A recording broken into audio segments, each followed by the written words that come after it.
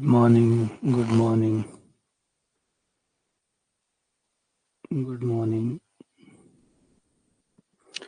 good morning, good morning, very good morning.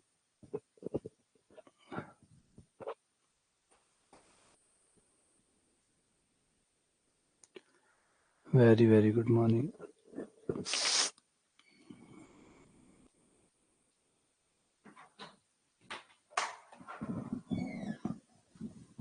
Good morning.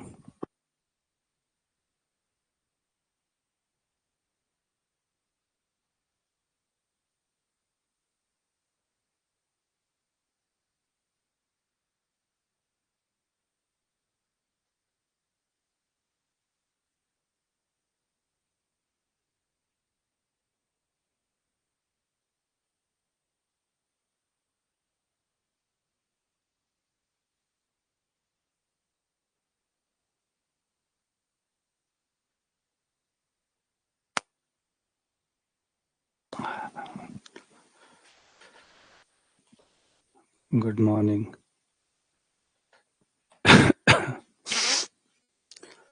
आ जाओ शुरू करते हैं। तो जो हमने लास्ट टाइम पढ़ा था वो था हमारा कर्व ट्रेसिंग क्या होता है। कर्व ट्रेसिंग का मतलब था ग्राफ खींचना, और हम ग्राफ क्यों सीखना चाहते हैं, क्योंकि इससे हमें सवालों को समझने में ज़्यादा आसानी होगी। क्योंकि अगर हमें चित्र बनाना आएगा तो हम समझ पाएंगे कि सवाल कह क्या रहा है, समीकरण कह क्या रही है। और एक ग्राफ बनाने के लिए आपको कुछ जानकारियां इकट्ठी करनी पड़ती है, जिसमें से एक एक करके मैंने बताई थी। समिति, मूल बिंदु से जाता है नहीं जाता है, एक्स एक्सिस को और वाई एक्सिस को कहाँ कट करता है, अनंत स्पर्शिया उसकी क्या है, और क्षेत्र उसका क्या है। तो और एक टेबल ऑफ पॉइंट्स भी आप बना सकते हैं लास्ट में। ठीक है, ये सारी चीजें हमने कल लास्ट टाइम तक, और मैक्सिमा मिनिमा निकालना चाहो तो निकाल लो, वरना कोई जरूरी नहीं है। पॉइंट्स है, एक इंपॉर्टेंट जानकारी जरूर मिल जाएगी आपको, लेकिन इतना बड़ा काम कौन करेगा।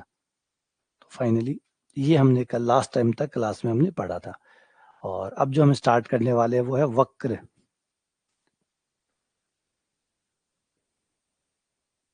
अच्छा अच्छा, नहीं नहीं कोई नहीं, ऐसी कोई बात नहीं। क्योंकि मेरी भी जब मैंने लास्ट संडे को क्लास ली थी तो मेरी तबीयत, संडे को नहीं वैसे सैटरडे को ही मेरी तबीयत खराब थी। लेकिन फिर कल संडे को मैंने क्लास ली तब तो मेरी बहुत ज़्यादा बिगड़ गई थी। फिर मंडे को भी मेरी तबीयत काफ़ी खराब रही, और आज भी मेरा गला भयंकर दुख रहा है बहुत ज़्यादा। पता नहीं क्या मौसम आया है, कैसे हुआ है। चलो कुछ करव करके देखते हैं, एग्जाम्पल करते हैं कुछ।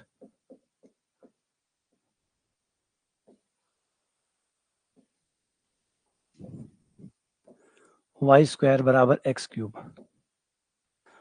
वाई स्क्वायर बराबर एक्स क्यूब, ये करके देखते हैं। वाई स्क्वायर बराबर एक्स क्यूब, ये कुछ डायग्राम है। हाँ, तबीयत ठीक नहीं है लेकिन मन नहीं लगता। मैंने वो आप लोगों को पहले भी कहा था, एज ए टीचर जब आप बन जाते हैं तो आपका मन क्लास में ही लगता है। आप अगर आप बीमार भी हैं तो भी आप यही चाहते हैं कि कैसे न कैसे आप क्लास में रहें। तो वो थोड़ी देर आप अपनी तबीयत को भूल जाते हैं। बीमारी है वो तो 3 दिन लगेंगे, 4 दिन लगेंगे, 5 दिन लगेंगे, वो तो लगना ही लगना है। आप इसको रोक नहीं सकते। आप चाहे ज़्यादा दवाइयाँ भी ले लोगे तो क्या फ़र्क पड़ेगा, वो तो 4 दिन 5 दिन की तबीयत है तो वो तो रहेगी रहेगी। तो बेटर है कि आप अपनी क्लास में आओ, थोड़ा कम बोल लो। लेकिन ये रिफ्रेशमेंट है हम लोगों का। एज ए टीचर का जो सबसे बढ़िया रिफ्रेशमेंट होता है वो क्लास होती है। जब वो क्लास में होता है तो सबसे ज़्यादा जीवंत होता है। चलो आ जाओ। अब कल क्लास नहीं हुई तो ही बहुत बुरा हो गया, लेकिन कल उठने की हिम्मत नहीं थी, इस चक्कर में नहीं हुई, वरना कल भी मैं कैसे न कैसे ले ही लेता। आ जाओ सवालों को करते हैं। तो वाई स्क्वायर बराबर एक्स क्यूब है। इससे पहले आपको चेक करना है कि समिति है या नहीं है। पहले आपको समिति चेक करनी है, सिमेट्री चेक करनी है। एक एक इन्फॉर्मेशन आप कलेक्ट करते जाओ और फिर हम सारी इन्फॉर्मेशन का ग्राफ बना देंगे। तो सबसे पहले समिति। समिति में होता है कि आप ये देखिए कि जो y है और x है उस पे किस पे पावर सम है। तो x पे तो सम नहीं है, x के ऊपर तो 3 पावर है, और x की घात सम नहीं है। x की जो घात है वो सम नहीं है।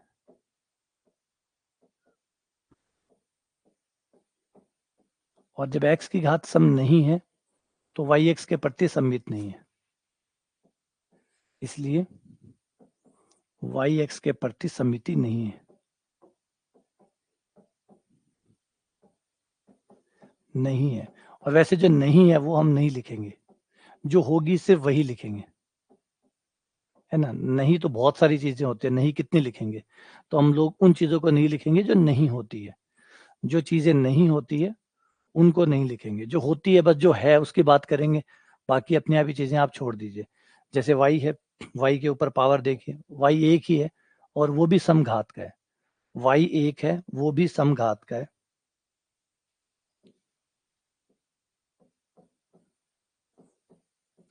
y एक ही है और वो भी समघात का है, यानी ग्राफ एक्स एक्स के प्रति सममित है।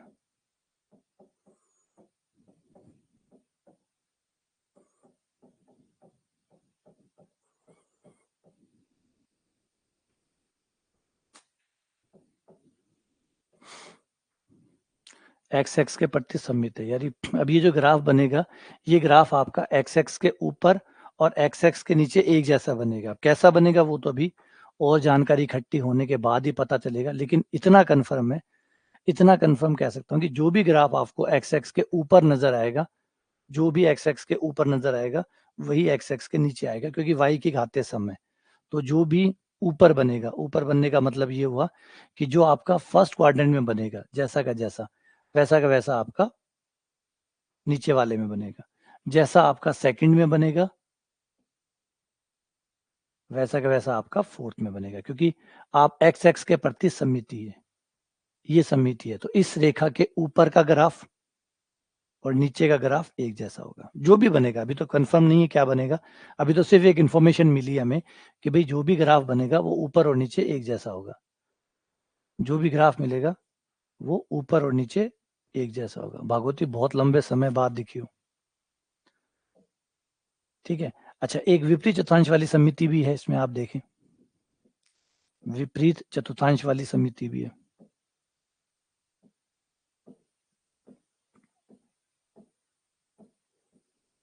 है क्या?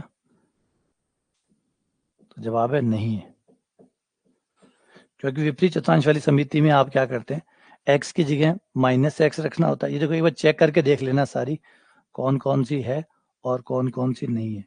होगी तो आपको मिल जाएंगी, नहीं होंगी तो ना सही। और धीरे धीरे जैसे जैसे प्रैक्टिस करोगे समीकरण को देख के ही पता लगने लग जाएगा कि समिति है या नहीं है। तो यहाँ देखो, तो स्क्वायर है तो माइनस हट गया और इधर माइनस बच गया, तो समीकरण बदल चुकी है, समीकरण बदल चुकी है, एग्जैक्ट वो समीकरण नहीं आ रही है ना, वो समीकरण नहीं है। इसका मतलब विपरीत चतुर्थांश में सममिति नहीं है, विपरीत चतुर्थांश में सममिति नहीं है।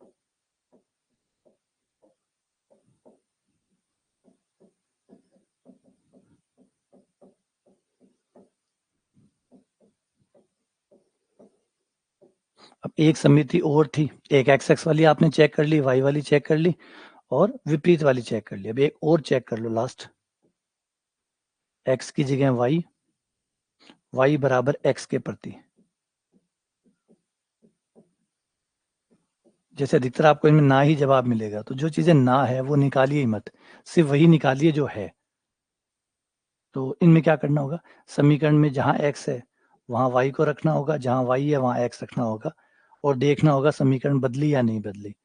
तो ये तो साफ तौर पे बदल रही है, क्योंकि एक्स पे है ना, वाई पे 2 पावर थी, अब एक्स पे 2 पावर है, एक्स पे 3 थी, वाई पे 3 है, तो समीकरण बदल गया, यानी समीकरण परिवर्तित हो गया, समीकरण परिवर्तित हो गया। वो समीकरण नहीं रहा जो पहले था, वो समीकरण नहीं रहा जो पहले था।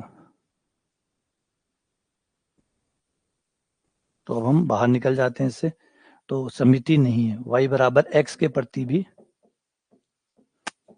एक्स के प्रति समिति नहीं है। अब याद रखिएगा, आपसे वही चेक करिएगा जो हो, सिर्फ वही है ना मेंशन करिएगा जो है, निकाल तो आप चारों ही लो, निकाल तो चारों ही लो, लेकिन मेंशन वही करना जो है। है ना। मेंशन वो करना जो है, जो नहीं है उसको क्या मेंशन करना, का एक मतलब काम का तो है नहीं, बस इतना ही काम का है कि ये जो है ये एक्स एक्स के प्रति सममिति है, बस यही हमारे काम आएगी, क्योंकि ना तो वाई एक्स के प्रति सममिति है, ना विपरीत चतुर्थांश वाली सममिति है, और ना ही y बराबर x के प्रति सममिति है। तो सिर्फ एक सममिति है और वो है x x के प्रति। तो जो x x के ऊपर होगा वही x x के नीचे होगा।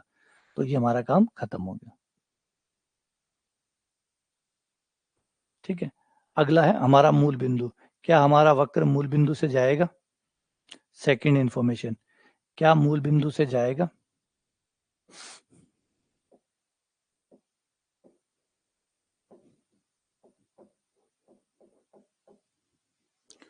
पासिंग थ्रू द ओरिजिन, क्या हमारा कर्व ओरिजिन से पास होगा? अगर होगा तो x का मान 0 और y का मान 0 लेने पर,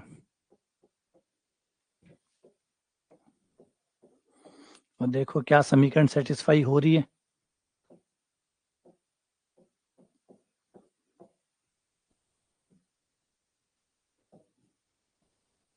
तो इसमें मान रख दूं, x की जगह 0, y की जगह 0, 0 रखते ये 0 का स्क्वायर आ गया, ये 0 की क्यूब आ गई, 0 बराबर 0 आ गया, तो LHS बराबर RHS हो गया, LHS बराबर RHS।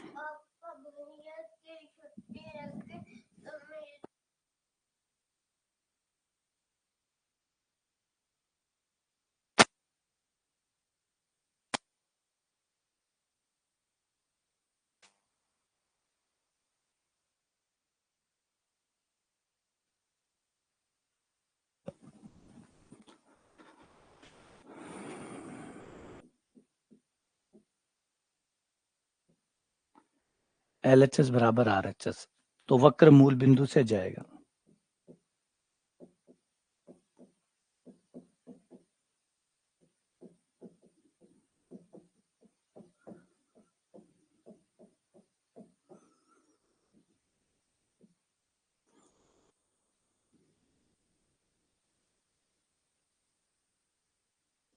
ठीक है, ये हो गया। अब तीसरा, इसका मतलब एक इंफॉर्मेशन आप और ऐड कर लो पीछे वाले ग्राफ में, कि अब आपका जो ग्राफ है उसे बनाते टाइम याद रखिएगा कि आपको मूल बिंदु से होते हुए जाना है, यहां से होते हुए जाना है। अब आपके पास दो इन्फॉर्मेशन है, आपके ग्राफ के पास ग्राफ तो नहीं बने, लेकिन दो इन्फॉर्मेशन पता लग गई है कि एक्स एक्स के ऊपर एक जैसा बनेगा और मूल बिंदु से होते हुए जाएगा, मूल बिंदु से होते हुए जाएगा। अब इन्फॉर्मेशन नंबर 3, तीसरी थी कि एक्स एक्स और वाई एक्स को कहां प्रतिच्छेद करेगा।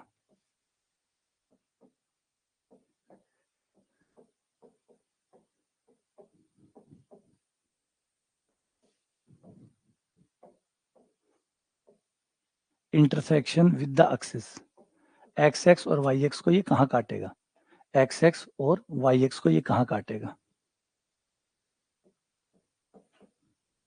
तो पहले एक्स एक्स से प्रतिच्छेद निकालो कि एक्स एक्स को कहां काटेगा,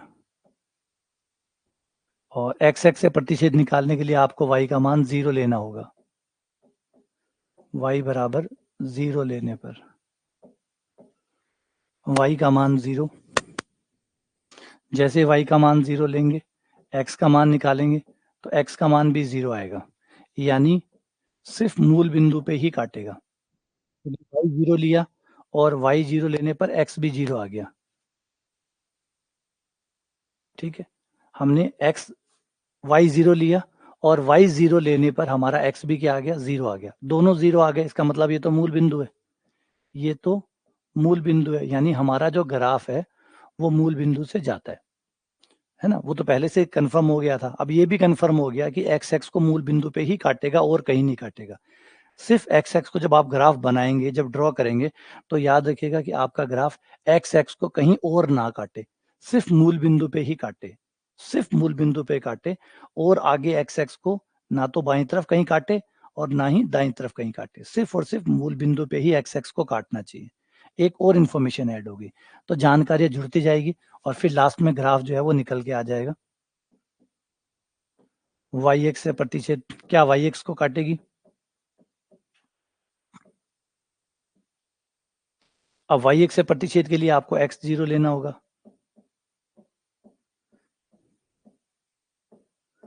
अगर आप x 0 लेंगे, x का मान आप 0 रखो, ये रहा समीकरण। समीकरण में x का मान 0 रखने पर y स्क्वायर बराबर 0 क्यूब, y स्क्वायर बराबर 0, ये आ गया y बराबर 0। और यहाँ पे भी आप देख रहे हो कि दोबारा 0 0 आ गया, मतलब yx को भी कहीं और नहीं काटेगा सिवाय 0 0 पे। तो इसका मतलब xx को भी ग्राफ कहीं नहीं काट रहा है, yx को भी नहीं काट रहा है सिवाय मूल बिंदु के, सिवाय मूल बिंदु के। तो याद रखिएगा जब ग्राफ बनाए तो आपको xx और yx को सिर्फ और सिर्फ एक ही बार काटना है, और वो भी मूल बिंदु पे काटना है। xx और yx को सिर्फ एक बार काटना है, और वो भी सिर्फ मूल बिंदु पे काटना है, और कहीं नहीं काटना। ना कोई ऊपर, ना नीचे, ना दाएं, ना बाएं, सिर्फ xx एंड yx दोनों ही कटेंगे और सिर्फ मूल बिंदु पे कटेंगे। उसके बाद में तीसरा पॉइंट हमारा, तीसरा है अनंत स्पर्शी।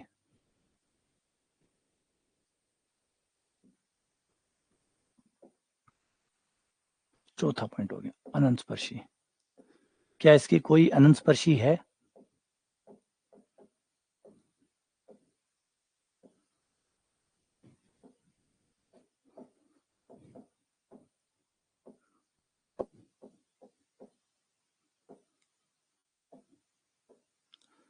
एसिम्पटोट। क्या हमारे वक्र की कोई अनंत स्पर्शी है? तो आपको दोनों अनंत स्पर्शियां निकाल लिए, समांतर भी और तिर्यक भी।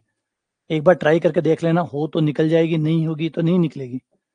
तो दोनों ही अनंत स्पर्शियां निकाल के देख लेनी है, रफ में निकाल लेना। हो तो यहाँ मेंशन कर देना, रफ में जाना, पीछे जाके निकाल लेना। अगर हो तो लिख देना, नहीं हो तो बात खत्म, है ना। तो दोनों ही निकालनी है, समांतर भी निकालनी है और तिर्यक भी निकालनी है। तो यहाँ पे आप देख सकते हो कि ना तो कोई समानांतर है और ना ही कोई तिर्यक है, ना कोई समांतर है और ना ही कोई तिर्यक है। जो अनंत स्पर्शी निकालने का तरीका है वो यूज करो, है ना। जो यूज करो क्या था, y के अधिकतम घात का गुणांक 0, y के अधिकतम घात 2 है, उसका गुणांक 1 है। हर किसी के साथ एक तो गुणा होता ही है, तो वाई स्क्वायर का गुणांक 1 हुआ। 1 को 0 करने से कुछ नहीं मिलेगा, कोई अनंत स्पर्शी नहीं है। x की पावर 3 है, उसका गुणांक 1 है, तो 1 को 0 करने से वो भी कुछ नहीं मिलेगी। तो यानी कोई भी समांतर अनंत स्पर्शी नहीं है। x और yx के समानांतर कोई अनंत स्पर्शी नहीं है। अब तिर्यक अनंत स्पर्शी,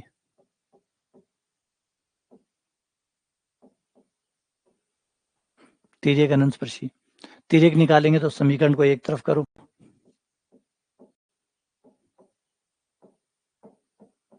ये एक तरफ कर लिया। समीकरण में 3 पावर वाले जो पद है उनको फाई 3 बोलो। 3 पावर वाला ये हो गया, केवल एक मात्र है, ये हो गया फाई 3, ये हो गया फाई 2।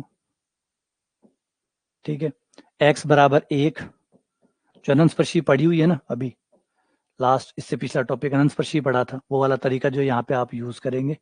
और फाई 3, x की जगह 1 और y की जगह m, तो x की जगह 1 रख दोगे, ये क्या आ जाएगा, और फाई 2 आ गया आपका माइनस का m स्क्वायर। फिर क्या होता है, जो बड़ी पावर वाला होता है उसको 0 करना होता है। अगर मैं फाई 3 को 0 करूंगा तो कोई मतलब नहीं है इस बात का, क्यों? क्योंकि फाई 3 1 है, 1 को 0 करना सिर्फ बेवकूफ़ी है।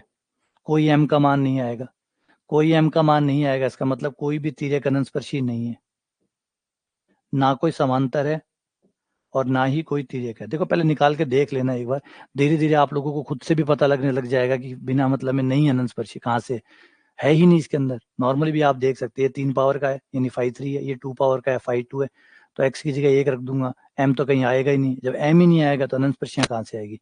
तो इसकी कोई तिर्यक अनंत स्पर्शी नहीं है, ना ही कोई समांतर अनंत स्पर्शी है। तो ये क्लियर हो गया कि अनंत स्पर्शियां है ही नहीं। फिर उसके बाद में जो अगला पॉइंट होता है वो होता है रीजन, क्षेत्र। रीजन, क्षेत्र, हमारा जो ग्राफ है, हमारा जो वक्र बनने वाला है वो किस किस हिस्से में बनने वाला है? क्षेत्र। जहाँ पे भी आपको डाउट हो, वैसे रीजन जो है वर्ड है, इसका यूज आप तब करिए जहाँ पे भी आपको डाउट हो, आपको लगे कि ग्राफ यहाँ होगा नहीं होगा, तो ये आपके डाउट को क्लियर कर देगा। आप यहाँ एक चीज देख सकते हैं कि मैं y का जो मान निकालूंगा, x का मान अगर माइनस का हुआ, अगर x का मान माइनस का हुआ तो y का मान नहीं आएगा। अगर x का मान माइनस का हो, क्योंकि फर्स्ट क्वाड्रेंट में आपका x प्लस होता है ना, पहले क्वाड्रेंट में x प्लस होता है, दूसरे क्वाड्रेंट में x माइनस होता है, तीसरे क्वाड्रेंट में भी x माइनस होता है, चौथे क्वाड्रेंट में x प्लस होता है। तो ये जो प्लस के मान है वो तो एक्सेप्ट कर लेगा, प्लस के जो मान है वो तो ये एक्सेप्ट कर लेगा, लेकिन माइनस के मान एक्सेप्ट नहीं करेगा। अगर मैं x का मान प्लस का रखता हूं तो y का मान आ जाएगा x का मान 0 से बड़ा, यानी अगर मैं पॉजिटिव लेता हूं, कुछ भी लूं, 1 लूं, 2 लूं, 3 लूं, तो मेरा y का मान आएगा, है ना। फॉर एग्जाम्पल अगर आपने x बराबर 1 ले लिया तो मेरा y स्क्वायर बराबर आ जाएगा 1 की क्यूब, और y स्क्वायर बराबर 1, और y बराबर प्लस माइनस 1 आ रहा है y का मान। अगर मैंने x पॉजिटिव लिया तो मेरे y के मान आएंगे, देखो x पॉजिटिव लेने पर y का मान आएगा। लेकिन अगर मैं y नेगेटिव लेता हूँ, सॉरी x नेगेटिव लेता हूँ, x का मान मैं 0 से छोटा लेता हूँ नेगेटिव, जैसे ही मैं नेगेटिव लूंगा, एग्जाम्पल के लिए मैंने x बराबर -1 ले लिया, x का मान -1 लेते ही y स्क्वायर बराबर -1 की क्यूब, y स्क्वायर बराबर -1, और y बराबर आ जाएगा मेरा प्लस माइनस अंडर रूट -1, जो कि मेरा बन गया प्लस माइनस आइटा। और यानी आइटा में आ रहा है मतलब y का मान नहीं आ रहा है, तो यानी ग्राफ नहीं बनेगा। x का मान माइनस के, जब भी आप x का मान माइनस का लोगे y का मान नहीं आएगा, यानी ग्राफ आपका दूसरे और तीसरे में नहीं बनेगा। और वो पहली बात है, दूसरे में नहीं बनेगा तो तीसरे में भी नहीं बनेगा, क्योंकि सममिति है। सममिति होने की वजह से अगर दूसरे में नहीं है तो तीसरे भी नहीं है, तो आपका ग्राफ बचा केवल फर्स्ट में और फोर्थ में। और फर्स्ट और फोर्थ में आप लोगों को पहले से ही पता है कि जो हमारा फर्स्ट है और फोर्थ है वो सिमेट्रिक है, मतलब जो ऊपर बनेगा वो नीचे बनेगा, है ना। अब आपके पास सारी इंफॉर्मेशन आ गई है, उनको सबको इकट्ठा करो और एक चित्र में डाल दो, सारी इंफॉर्मेशन को एक डायग्राम के अंदर डाल दो। लेकिन सारे डाउट्स क्लियर करते हुए डालना, हर चीज अपने आप से पूछते हुए डालना, ऐसा क्यों, यही क्यों, वो क्यों। फर्स्ट वन, अब इसका ग्राफ बनाते हैं।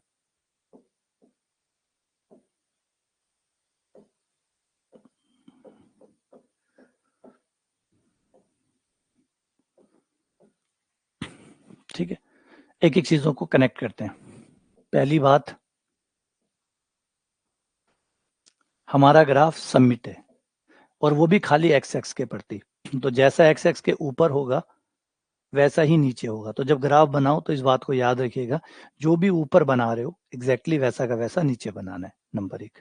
नंबर 2, हमारा ग्राफ मूल बिंदु से जाता है, तो हमें कुछ भी हो यहाँ से एक बार गुजरना जरूर है, एक बार यहाँ से होते हुए जाना है, ठीक है।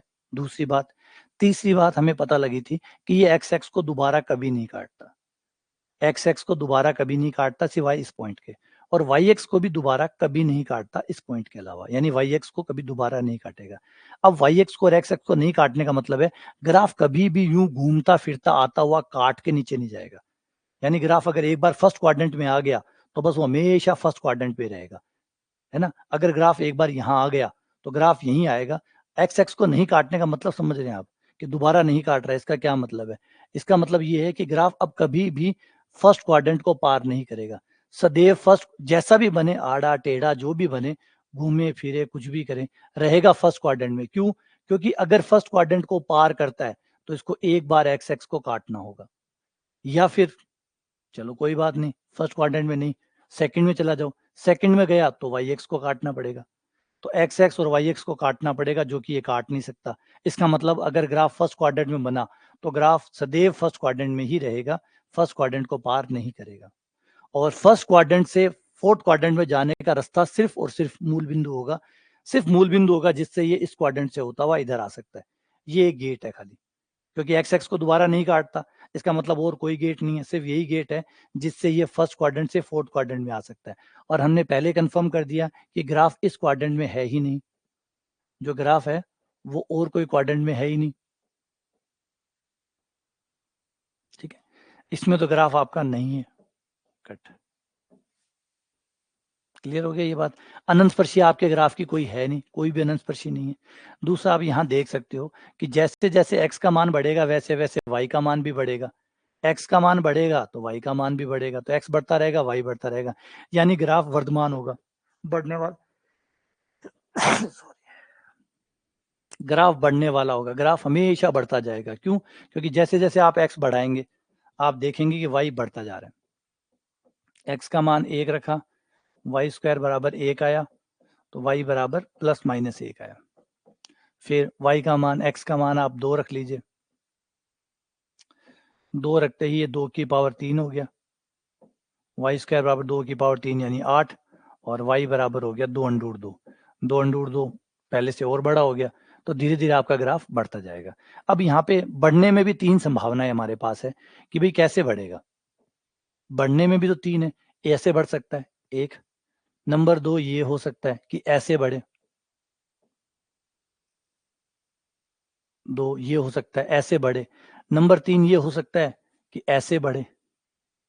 अब इसमें से बढ़ने वाला कौन सा है?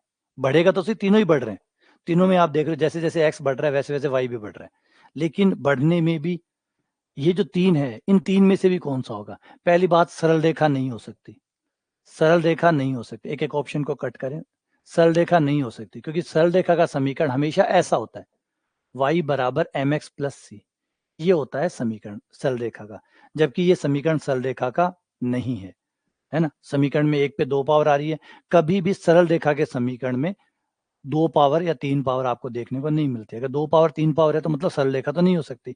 तो फर्स्ट ऑप्शन कट, ये ऑरेंज वाला ऑप्शन तो कट। अब बच गया पिंक और ब्लू। पिंक और ब्लू को पकड़ने के लिए आप ये देखिए कि समीकरण के अंदर 1 पे 3 पावर है और 1 पे 2 पावर है, 1 पे 3 पावर है, 1 पे 2 पावर है, तो साफ दिखा रहा है कि जो x का मान बढ़ेगा, x का मान बढ़ेगा तो उसका फायदा y को मिलेगा, क्योंकि x का मान जो भी आप रखोगे x की पावर 3 मिलने पे y आएगा। सुमन आंटी आइए।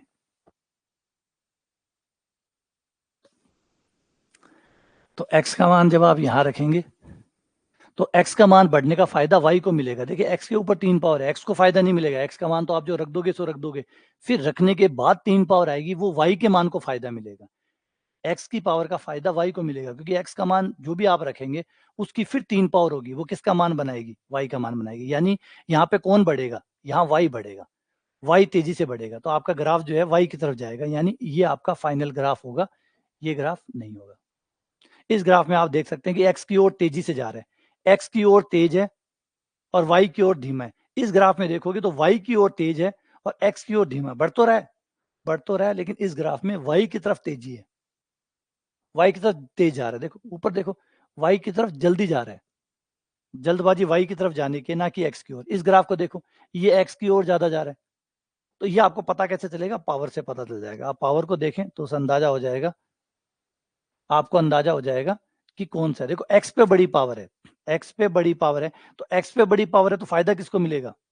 x को थोड़ी मिलेगा, x को फायदा थोड़ी मिलेगा, x को फायदा नहीं है। जैसे पीढ़ियां होते हैं ना, पीढ़ियों में क्या होता है, एक पीढ़ी है वो कमा के जाती है, एक पीढ़ी कमा के जाती है और दूसरी पीढ़ी खर्च करती है ना। देखा होगा आपने, अभी बहुत सारे है, पंजाब में देख लो, बहुत सारी जमीन है वो जो बहुत महंगी है, परदादा दादाओं ने वो जमीन ली है, अंग्रेजों से जमीन ली थी, आज उनके अंडर में, लेकिन आज वो जमीन काम किसके आएगी? वो काम आएगी आने वाली पीढ़ी के।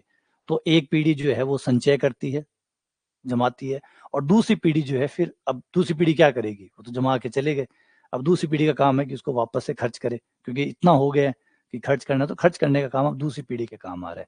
तो एक्स तो अपना मान लेगा, लेकिन ये पावर का फायदा जो है वो वाई को मिलेगा, क्योंकि आप एक्स पे जो भी मान रखोगे रख दोगे। अब एक्स को 3 पावर का बेचारे को क्या फायदा मिला, ये बताओ? एक्स को फायदा क्या मिला? मतलब वो व्यक्ति जो अपने खाते में पैसे डाले जा रहे उसको फायदा थोड़ी मिलेगा। फायदा तो उसको मिलेगा जब वो मर जाएगा और घर वाले लोग पैसा निकालेंगे, है ना। वो तो जमा ही करे जा रहा है, वो तो खाली जमा करे जा रहा है, वो ब्याज व्याज सब इकट्ठा हो रहा है, लास्ट में कोई और उसका फायदा उठाएगा। तो वही पीढ़ियां, आने वाली पीढ़ियां वो उसका फायदा उठाएगी। तो एक्स तो आप जो भी रखोगे, एक्स को फायदा कहाँ मिलेगा? आपने एक्स का मान 1 रखा, उसको 3 पावर का क्या फायदा मिला? आपने एक्स का मान रखा, उसकी क्यूब हुई, तब जाके कौन आया? वाई आया। तो फायदा कौन उठा रहा है? वाई उठा रहा है। तो वाई की तरफ ग्राफ तेजी से जाएगा, तो आपका फाइनल ग्राफ बन गया ये वाला।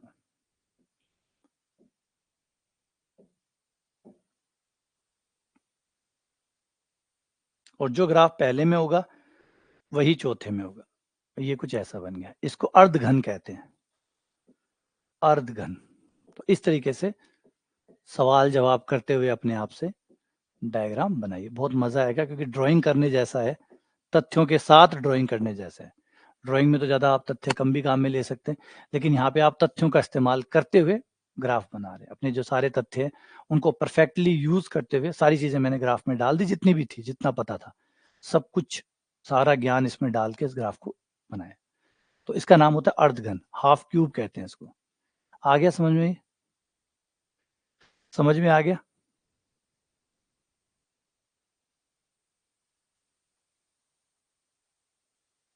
समझ में आ गया?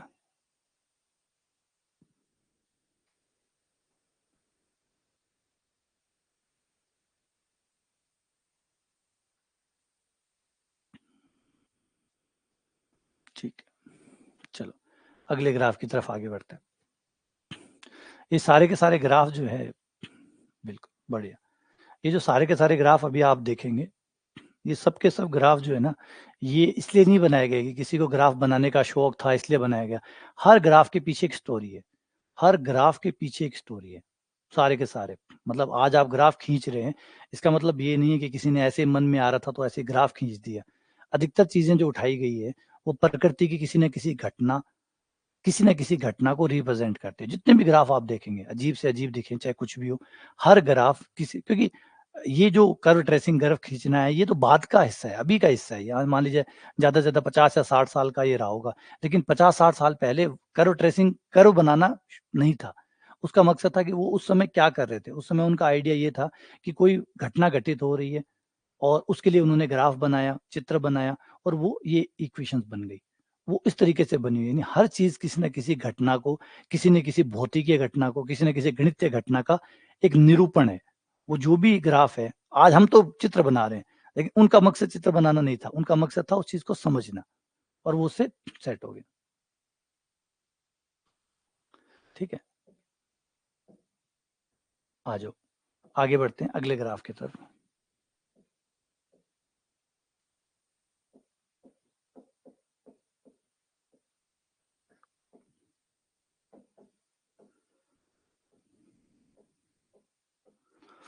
एग्जाम्पल नंबर 2,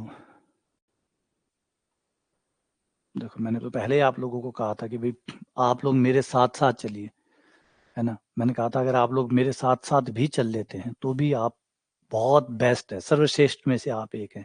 अगर आप मेरे साथ चल लेते हैं, और अभी तो याद है कि 1 महीना ही हुआ है, अभी सिर्फ 1 या सवा महीना हुआ होगा ज़्यादा से ज़्यादा, 1 महीने हुआ, सवा महीना भी नहीं हुआ, 1 महीने में ही आप लोग अगर पिछड़ रहे हैं तो ये तो गड़बड़ है। और अभी तो बहुत लंबा चलना है आपको, 8 से 10 महीने पक्का चलना है। 8 से 10 महीने में तो आप कहाँ पिछड़ जाएंगे बताइए। तो मैंने पहले ही कहा था एक भर्ती पकड़ लीजिए, बार बार ऐसे नहीं कि ठीक है अकाउंटेंट की भर्ती आ रही है वो भी आप दे रहे हैं, एलडीसी की भर्ती भी आप दे रहे हैं। अगर हर भर्तियां आप देते रहेंगे तो निश्चित तौर पे आप कहीं नहीं पहुंच पाएंगे। अजीब लगता है, लेकिन ये चीज काम नहीं करती है। अगर आप 10 फार्म भर रहे हैं तो इसका मतलब ये नहीं कि एक में आपके नंबर आ जाएगा। तो फिर तो ये है कि पूरे भारत में जहां भी फॉर्म निकले सारे भर दीजिए। तो ऐसे काम करती नहीं है चीजें, इस तरीके से काम बनी नहीं है कि अगर कोई सोचे कि आईएएस की तैयारी कर रहा हूँ, एक काम करता हूँ 50 फार्म और भर देता हूँ, आईएएस में होगा तो हो जाएगा, नहीं तो किसी न किसी में तो हो जाएगा। तो ये इस तरीके से काम कर नहीं रही है ना। आपको एक भर्ती पकड़ के उसी के ऊपर फोकस करना पड़ेगा, और उसी के लिए 2-3 साल अपने आप को डेडिकेट रखना पड़ेगा। एक भर्ती को आप 2-3 साल दीजिए। अब आप कहेंगे इससे तो हमारे चांसेस कम हो जाएंगे, चांसेस कम नहीं होंगे, इससे आपके चांसेस बढ़ जाएंगे। देखने में ये कम लग रहा होगा लेकिन चांसेस बढ़ते हैं जब आप एक भर्ती को पकड़ के बैठते हैं, और जब आप कई भर्तियों को पकड़ के बैठते हैं तो आप कहीं नहीं पहुंचते। यूं समझिए कि आपको पानी निकालना है तो आपको एक जगह खुदाई करनी पड़ेगी। अगर आपको 200 या 250 फीट खोदना है तो एक जगह पे खोदना पड़ेगा। अब आप ये सोचो कि एक काम करता हूँ, 20 फुट वहां खोद लेता हूँ, 50 फुट वहां खींच लेता हूँ, 30 फुट वहां खोद लेता हूँ, 40 फुट वहां खोद लेता हूँ। तो इस तरीके से अगर आप खोदेंगे तो सिर्फ खड्डे होंगे, बस वो खड्डे बनेंगे, पानी कभी नहीं आएगा, और आ भी नहीं सकता, आप भी समझते हैं। एक ही जगह पे खुदाई करोगे तो ही पानी निकल के आएगा। थोड़ी थोड़ी जगह जा जाके खोदोगे तो खड्डे बन जाएंगे। और अभी लोग, आप में से भी ज्यादातर यही लोग करते हैं, ज्यादातर खड्डे खोद देते हैं। थोड़े दिन किसी ने कहा कि अच्छा ये भर्ती आई हुई है, चलो जूनियर अकाउंटेंट की आई हुई है, ये भर दो, ये भर दी, फिर वो भर दी, फिर वो भर दी, फिर वो और ट्राई कर लिया। ट्राई करने से थोड़ी हो जाता है नंबर। अगर सिर्फ ट्राई करने से ही नंबर आ जाता तो बात ही क्या है। और फिर दूसरा आपका एक ये सोचो, आज आप माथापच्ची करे मैं एलडीसी लग जाऊं, लगे, कल एलडीसी लग के फिर सेकंड ग्रेड की तैयारी करोगे आप, तो फिर एलडीसी का फायदा क्या हुआ, क्यों बीच में टाइम खराब किया। क्या समझ में क्या है? बहुत सारे स्टूडेंट ऐसे होंगे, हमारे यहाँ पे भी अच्छे खासे हैं, जो पहले एलडीसी की तैयारी कर रहे थे और अब सेकंड ग्रेड की तैयारी कर रहे हैं। तो उन्होंने कहा अब एलडीसी क्यों लगे थे? इससे जब सेकंड ग्रेड करते तो रास्ता आपका छोटा हो जाता। आपका रास्ता छोटा हो जाता। अब वो रास्ता और लंबा हो गया। कारण कि वो पहले यहाँ खड़े थे, यहाँ से पहले वो एलडीसी की तरफ गए और अब एलडीसी से वो सेकंड ग्रेड की तरफ आ रहे हैं। और अगर बेहतर है, अगर वो यहाँ से सीधा चलते तो। और याद रखिए, यहाँ से यहाँ रास्ता और मुश्किल है। यहाँ से रास्ता और मुश्किल है। क्यों? क्योंकि यहाँ पे आप जॉब भी कर रहे हैं। यहाँ पे आप 8 घंटे ऑफिस भी जाते हैं। और 8 घंटे ऑफिस जाते हैं तो उसके लिए तैयार होके भी जाना पड़ता है। आप अपना जो भी डे का डे बाय डे है वो भी करना पड़ता है। जॉब वर्क है वो भी आपका खून पिएगा। तो लगभग ये टोटल मिला के 10 से 11 घंटे आपके चले जाते हैं। अब 10-11 घंटे चले जाते हैं, उसके बाद में पढ़ने के लिए कितना समय मिलता है? तो यहाँ आपके पास पूरा समय था पढ़ने के लिए। और इस केस में आपके पास समय कम है। एलडीसी बन गए हो तो हो सकता है कि शादी भी हो गई होगी, रिश्ते भी आने शुरू हो गए होंगे। तो अब आप ज़्यादा पज़ल्ड है इस केस में। इस केस में आपका जो है ना, ज़्यादा जो पज़ल्ड हो चुके हैं वो आप यहाँ हो गए। अगर आप यहाँ से आते, मेरे एक है हाई कोर्ट में लगे हुए स्टूडेंट था, या 2014-15 के बैच का था। तो उसकी बात है, वो एलडीसी लग गया। अब एलडीसी बोला सर पहले मैं एलडीसी लग जाऊँ। मैंने समझाया था, जैसे आप लोगों को समझाता हूँ वैसे कई लोगों को कि बेटा एक तैयारी पकड़ लो, बड़ी तैयारी पकड़ लो, ठीक से करो, हो जाएगा। ये छोटे-छोटे जो है ना ये चीज़ें मत करो, ये खराब कर देती हैं ये। अब उसने नहीं माना, उसने कहा नहीं, नहीं सर मुझे मेरे घरवाले कह रहे हैं नौकरी लगना, तो हाई कोर्ट का वो क्या, वो उसमें नौकरी लग गया। अब ये नौकरी लगने के बाद पता क्या होता है, जैसे आप नौकरी लग जाते हैं, घरवालों को लगता है कि हमारी ज़िम्मेदारी पूरी होगी, हमारा बेटा नौकरी लग गया। समाज को लगता है कि अब तो नौकरी लग गया, अब तो रिश्ता करेगा ही करेगा। इधर रिश्ते आने शुरू हो जाते हैं। अब रिश्ता आना शुरू हो जाता है तो फिर बात भी पक्की हो ही जाती है। बात पक्की हो जाती है तो फिर शुरू हो जाता है। एक मतलब जो आपके जीवन का गोल्डन पीरियड है, फिर वो शुरू हो जाता है। फिर आप कहाँ इनमें, है ना, फिर अब प्रेम में आ गए हैं, अब कहाँ राजस्थान जीके या कहाँ मैथ्स आपको इतना ऐड करेगा वो। तो फिर उसमें घूम जाते हैं। उसमें फिर आपकी शादी में और सगाई में और शादी में जो 6 से 8 महीने का गैप होता है, फिर आप उसको एन्जॉय करते हैं, और करना भी चाहिए क्योंकि वो तो रोज़-रोज़ होगा नहीं। भर्तियाँ तो फिर भी आती-जाती रहेंगी। वो थोड़ी बार-बार हो जाएगा। तो वो 8 से 10 महीने का आपका समय होता है। ऑब्वियसली बात है, रातों को जागना, बातें करना, वो फिर कहाँ मिलेगा आपको? वो भी एक स्वर्ण काल है, उसको भी जीना है। और जीना ही है, ज़िंदगी है। पागल थोड़ी है कि नौकरी में लगे रहेंगे। फिर वो कहीं न कहीं ये अपने अगले सपनों को त्याग देता है। फिर वो ज़िंदगी के दूसरे रास्ते पकड़ लेता है। तो ये समझो ये बात है, ये चीज़ें अब आपको मैच्योर होना पड़ेगा। आपको मैच्योर होना पड़ेगा। आप अनमैच्योर्ड होके अगर ये चीज़ें करेंगे तो बहुत ट्रैप है ये। ये सिर्फ़ ट्रैप है। अगर फँस गए तो फँस गए। फिर ये यहाँ तक पहुँचना लगभग नियर टू इम्पॉसिबल है। देखिए, कितने एलडीसी हैं जो सेकंड ग्रेड में लगे हैं, जाके रिसर्च करके देखिए। बहुत कम प्रतिशत आपको मिलेगा जो एलडीसी के बाद में लोग दिखा देंगे। 8-10 एग्ज़ाम्पल आप दिखा सकते हैं, लेकिन हज़ारों में से 8-10 एग्ज़ाम्पल है वो, हज़ारों में से। ऐसा नहीं है कि आप कहोगे देखो सर वो देखो एलडीसी से सेकंड ग्रेड लग गया। टोटल काउंट करवाओ। टोटल कितने एलडीसी लगे थे और उसमें से कितने सेकंड ग्रेड लगे, काउंट करके बता दो। तो मुश्किल से 7-8 ही गिना पाओगे। तो फिर वो हो जाता है शुरू। तो ये मामला, मैंने पहले कहा आप जॉब भी कर रहे हो अब। अब आप जॉब भी कर रहे हो, नौकरी थोड़ी छोड़ दोगे। क्योंकि सेकंड ग्रेड तो लगे नहीं हो, नौकरी छोड़ोगे नहीं, 8-10 घंटे जाओगे। फिर वही आपका पीरियड भी चल रहा है, शादी वाला पीरियड भी चल रहा है, वो भी एन्जॉय कर रहे हो। अब कहाँ सेकंड ग्रेड आएगी? अब नहीं आएगी। तो फिर थोड़े दिनों बाद 1 साल 2 साल अगर ये बीच में गैप आ गया, फिर आपके पढ़ने का मन वैसे नहीं करेगा। हो गया, फिर फाइनली आप इसी पे सेटल डाउन हो जाओगे। और गया आपका बड़ा सपना। तो छोटी-छोटी चीज़ें मत लो अपने लाइफ में, एक बड़ा गोल रखो। सेकंड जाना आपको सेकंड ग्रेड ही है, तो फिर सीधा सेकंड ग्रेड करो ना। भर्तियाँ आ रही है, सीटें खाली रह रही है, योग्य बच्चे नहीं मिल रहे। क्यों नहीं मिल रहे? कि लोग भटके पड़े हैं। लोग भटके पड़े हैं, 50 फॉर्म भरते हैं, तो कहीं नहीं टिकते। अब से कोई उपाय नहीं हो सकता संगीता। अब चीज़ें पीछे छूट रही है तो वो छूट रही है, अब उसका क्या कर सकता हूँ? मैं अब क्या बताऊँ? अब तुम कहे मुझे डायनामिक्स नहीं पढ़ा, मैंने फंक्शन नहीं पढ़ा, मैं इसका क्या बोलूँ? क्योंकि अब मैं तो आगे पढ़ाता रहूँगा, मैं तो आगे ही बढ़ता रहूँगा, मैं तो अब रुक नहीं सकता यहाँ पे। मैं तो अब रुक नहीं सकता, मैं तो आगे चलता रहूँगा। अब तुम वो पढ़ोगी तो ये पीछे छूट जाएगा, और ये पढ़ोगी तो वो पीछे छूट जाएगा। अगर उन्हें पढ़ोगी तो ये टॉपिक पीछे छूट जाएँगे, इन टॉपिक को पढ़ोगी तो वो छूट गए। अब कुछ तो आगे पीछे रहना ही है। अब उसको वापस कवर कर पाना पता नहीं कैसे होता होगा। अगर संभव हो सके, भाई अब मैं कह दूँ कि ऑलरेडी मैं अच्छा खासा पूरा दिन भर हम ये भी पहले खूब सारा पढ़ते हैं, टाइम तो वैसे ही नहीं बचता आप लोगों के पास। मैं ये कह दूँ कि रात को एक्स्ट्रा पढ़ लेना, क्या पढ़ लोगे? 2-3 क्लासेस मैं ले लेता हूँ, उसके बाद में आप जीके पढ़ लेते हो, बचता कहाँ है कि एक्स्ट्रा पढ़ लो। तो कैसे इसको मैनेज करते हो देखो। अभी मैंने सिर्फ़ यही हो सकता है कि मैं किसी दिन छुट्टियों पे चला जाऊँ 2-3 दिन, तो फिर टाइम आपको मिल जाए और आप अपना पीछे का कवर कर सको, बस यही एक संभावना है। उसके अलावा तो बड़ी मुश्किल सी है कि कैसे इसको कवर करोगे। मैं पहले भी शुरू में भी आपको बिल्कुल आग्रह किया था, बहुत अच्छी तरह से बताया था मैंने कि भाई आप सोच लीजिए मेरे से पिछड़ मत जाना, पिछड़ गए तो फिर बहुत दूर जाके मिलेंगे हम लोग, मिलना नामुमकिन हो जाएगा। ठीक है ना? अब कैसे न कैसे अब आप अपना दिनचर्या देखो क्या हो सकता है, उसमें कहाँ जगह है, कैसे और निकलती है, उसको सेट करो। लेकिन फिर भी मैं भी जो बाकी लोग हैं, जो बराबर चल रहे हैं, उनको भी यही कह रहा हूँ, अगर पिछड़ गए तो बराबर आने की टाइम नहीं मिलेगा बाद में। एक बार पिछड़ गए तो फिर बराबरी में आना बहुत मुश्किल हो जाएगा, फिर कुछ छोड़ के ही आप मेरे बराबर आ सकते हैं। अब आप मान लो जो टॉपिक आपका रहा हुआ है वो छोड़ दो और नए टॉपिक के साथ मेरे साथ हो जाए, और फिर अगर आप ये सोच रहे हो कि हम कर लेंगे, वो करा नहीं जाता, फिर वो फॉर्मेलिटीज़ होती है। वीडियो देख लोगे आप, 1 घंटे के वीडियो को 10 मिनट में निपटा दोगे, वो फिर खाना-पूर्ति होगी। वो फिर वो थोड़ी होगा, वो मज़ा थोड़ी है। फिर आप ऐसे करके निकालो वीडियो, चलो कवर तो करें। कवर तो करें मतलब आप अपने सिर्फ़ मन को एक संतुष्टि दे रहे हो कि चलो ठीक है, हो तो गया। तो मैं तो पहले कहता हूँ, इसीलिए जुड़े रहो, कंटिन्यू रहो, बीच-बीच में कहीं मत जाओ। अब यही करना पड़ेगा। मैंने कहा ना, अब उसे छोड़ोगे, वो टॉपिक भी अच्छे खासे हैं, अगर उनको भी छोड़ोगे, डायनामिक्स है, कोई कम छोटा टॉपिक नहीं है।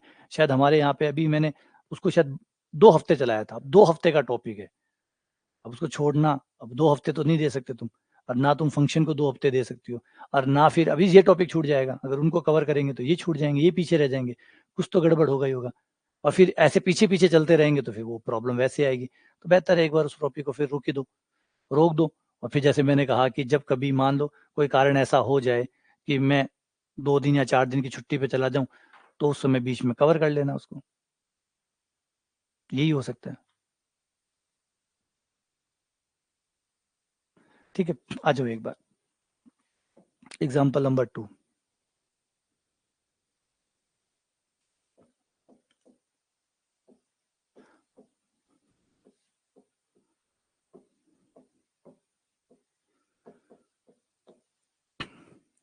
X Y square 4a square 2a minus x. X Y square बराबर 4a square 2a minus x. हाँ, अब यही है कि आप पीछे वाले टॉपिक को एक बार छोड़ दें। जब मैंने पहले कहा कि जब मैं कभी छुट्टियों पे चला जाऊँ, कोई काम आ जाए मुझे, कोई ज़रूरी काम आ जाए, तो फिर आप लोग उसे कवर कर लो। इस ग्राफ का नाम है विच ऑफ अग्नेसी।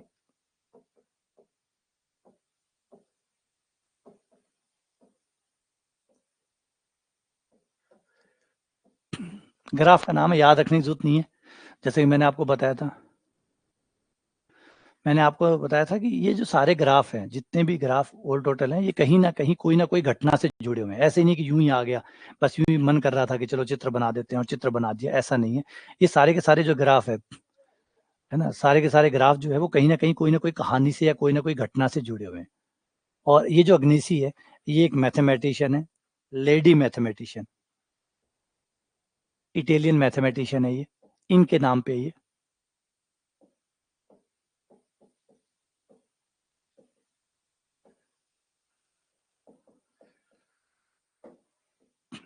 इटालियन मैथमेटिशियन है, लगभग 1778 से लेकर 1799 तक, यानी लगभग 21 साल की थी ये।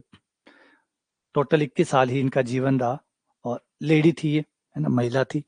तो वैसे महिला मैथमेटिशियन वैसे भी बहुत कम ही है ओवरऑल, अगर कंपेयर टू जेंट्स पॉपुलेशन के साथ करें तो महिलाओं की संख्या ऑलरेडी बहुत कम है ना? उनके साथ तो वैसे भी बहुत कम है। तो उसमें भी महिलाओं का नाम जब आता है तो बड़ा सम्मानीय लगता है, बड़ा अच्छा लगता है मुझे भी बताते हुए कि देखो महिलाएँ हैं, और महिलाओं ने भी जगह बनाई है मैथ्स के अंदर, वरना माना जाता है कि मैथ्स तो महिलाओं का है ही नहीं। मुझे पता है जब हम इंजीनियरिंग करा करते थे, तब हमें कहा करते थे, जो लड़कियाँ ख़ास तौर पे हमारे परिवार में भी थी जो इंजीनियरिंग में जाती थी, उनको हमारे परिवार वाले ही कहते थे कि क्या खंभे पे चढ़ के लाइट ठीक करोगी? इंजीनियरिंग करके क्या करोगी? एक ये शब्द जो थे बड़े बुरे थे, लेकिन पता नहीं क्यों उन्होंने ऐसा समझा हुआ था कि इंजीनियर होने का मतलब है खंभे पे चढ़ना है और लाइट ठीक करनी है। बोला तुम भी क्या लड़कों की तरह खंभे पे चढ़ के लाइट ठीक करोगी? इंजीनियर बन के क्या करोगी? तो उस समय प्रतिशत जो हुआ करता था मैथ्स के अंदर लड़कियों का, वो न के बराबर होता था, और तर्क यही लॉजिक दिए जाते थे कि क्या तुम मकान बनाओगी खड़ी होकर? खड़ी होकर मकान तैयार करोगी? क्या करोगी तुम? क्या काम का है तुम्हारा ये?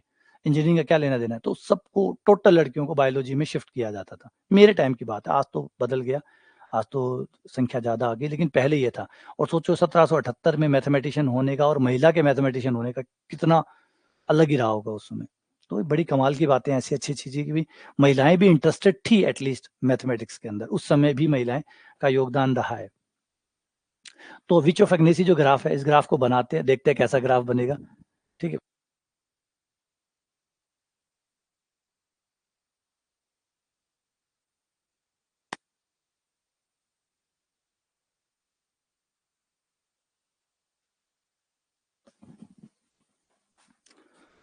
पहले इसमें समिति चेक कर लो।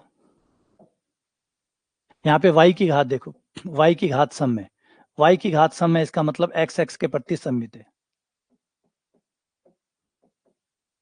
अब सिर्फ वही लिखो जो है ना, जो नहीं है वो ना लिखो, सिर्फ वही जानकारी लिखो जो है। नंबर 1, x x के प्रति सम्मित है, सिर्फ वही जानकारी लिखो। स्कूल नहीं जाते मेरे बच्चे, पसंद ही नहीं करते स्कूल जाना, बस यहीं घूमते रहते हैं मेरे पास में।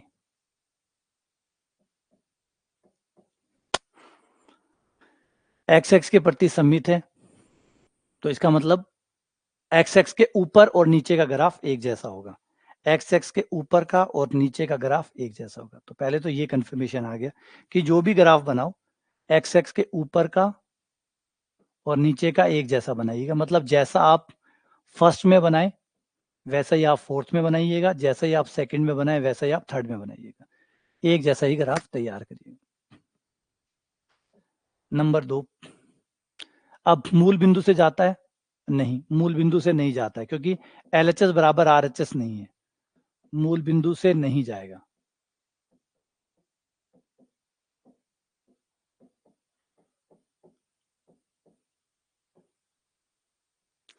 मूल बिंदु से नहीं जाता है। दूसरा हिस्सा खत्म, रख के देख सकते हो। LHS RHS में LHS इसका 0 आ जाएगा, LHS 0 आ जाएगा, RHS जो है वो 8a³ आ जाएगा, ना कि 0 आएगा। तो LHS बराबर RHS नहीं है। 0 0 पर 0 0 पर LHS और RHS बराबर नहीं है, इसका मतलब मूल बिंदु से नहीं जाएगा। तो ये ग्राफ मूल बिंदु से नहीं जाएगा। ठीक है। नंबर 3, अक्षों से प्रतिच्छेद। पहले एक्स एक्स से निकालो और फिर वाई एक्स से निकालो।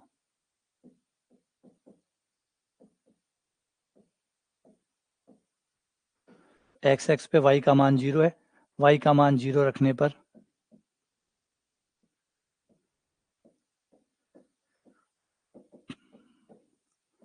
ये इधर 0 आ गया।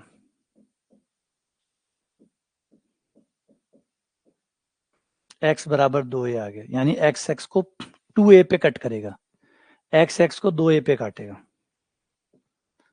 ये a,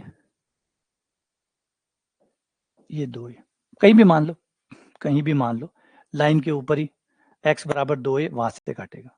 ठीक है। वाई एक्स को भी है क्या कोई?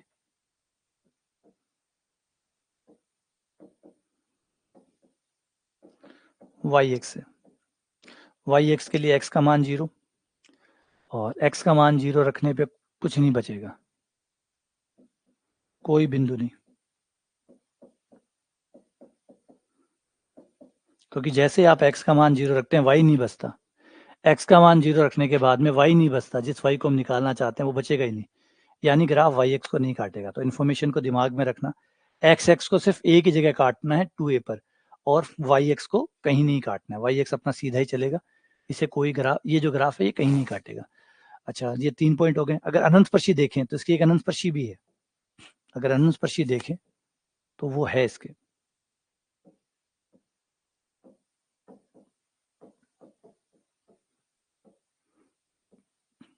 अनंत स्पर्शी आप देखें, y की अधिकतम घात कितनी है समीकरण में?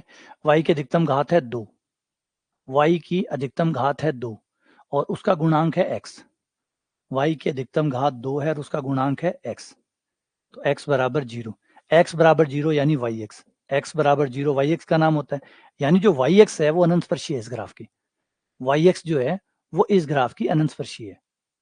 इसीलिए वाई एक्स को नहीं काट रहा था शायद, क्योंकि ये अनंत स्पर्शी है, तो अनंत स्पर्शी को तो अनंत तक जाएगा, काटेगा नहीं, तो इसलिए ये अनंत स्पर्शी है ना, इसीलिए नहीं काटा। तो और कोई अनंत स्पर्शी आप तिर्यक निकाल के देखेंगे, नहीं निकलेगी। ट्राई कर सकते हो आप। x के अधिकतम घात 1 है, उसका गुणांक कुछ नहीं आएगा, है ना। और वैसे निकाल के देखो, तिर्यक अनंत स्पर्शी तो नहीं आएगी। ट्राई करके देख सकते हो, कोई भी तिर्यक अनंत स्पर्शी नहीं है।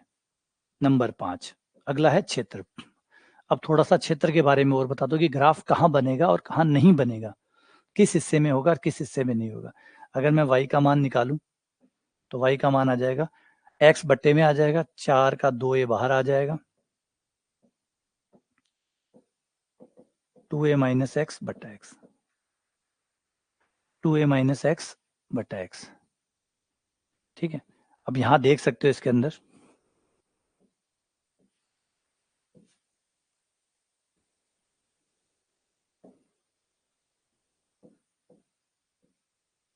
कि x का एक मान 0 आया है और x का एक मान 2a आएगा, 0 और 2a।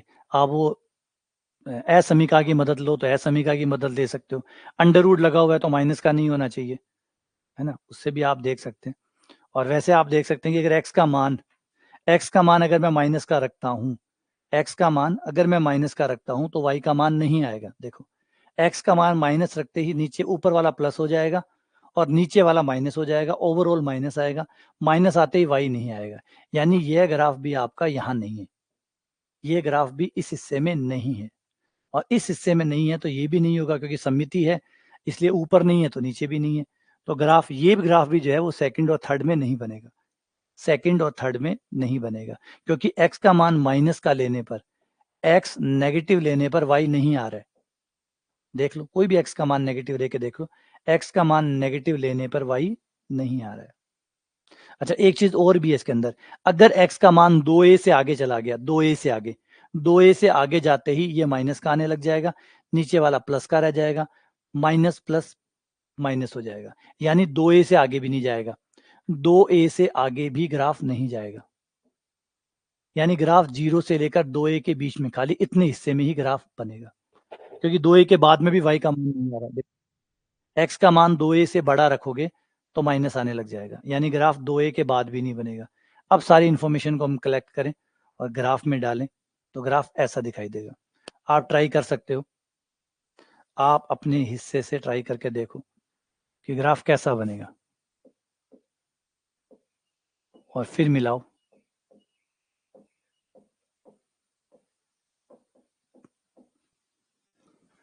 याद रखो, ग्राफ x के प्रति सममित है, एक बात, मूल बिंदु से नहीं जाता, 2, तीसरा x को 2a पर काटता है, x को 2a पर काटता है, ये मान लेते हैं 2a, यहाँ ये a है और ये 2a, x को 2a पर काटता है, मतलब 2a, 0 से जाता है। उसके बाद में अगला था कि y को कहीं नहीं काटता, ये अनंत स्पर्शी है।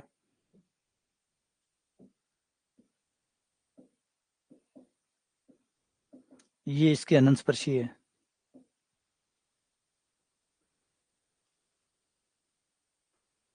ठीक है, अब इस ग्राफ को तैयार करो, और ग्राफ यहाँ नहीं है तो यहाँ बनाना ही मत, ये खाली है।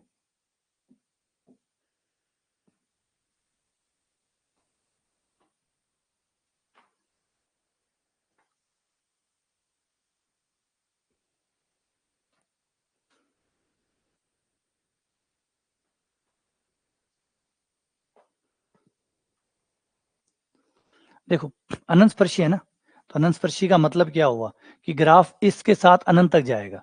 तो यहां से अगर मैं ग्राफ को शुरू करूँ, क्योंकि यही वो पॉइंट है जहां से ग्राफ एक्स एक्स के ऊपर और नीचे जाएगा, क्योंकि और ग्राफ कहीं काट नहीं रहा है एक्स एक्स को खाली यही काट रहा है, एक्स एक्स को केवल यही काट रहा है, और एक्स एक्स को खाली यही काट रहा है। तो यही बिंदु है जहां से ग्राफ फर्स्ट और फोर्थ क्वाड्रेंट में जाएगा, और ये अनंत स्पर्शी है। तो अनंत स्पर्शी के साथ ग्राफ कैसे होता है, बस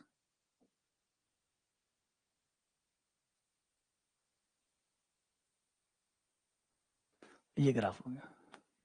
अब अनंत स्पर्शी के साथ साथ चलता जाएगा, जैसे जैसे अनंत स्पर्शी जाएगी वैसे वैसे ये ग्राफ भी इसके साथ साथ कनेक्ट होता जाएगा, और जो ग्राफ पहले में बनेगा वैसा ही चौथे में बनना है। तो सेम यही ग्राफ जो है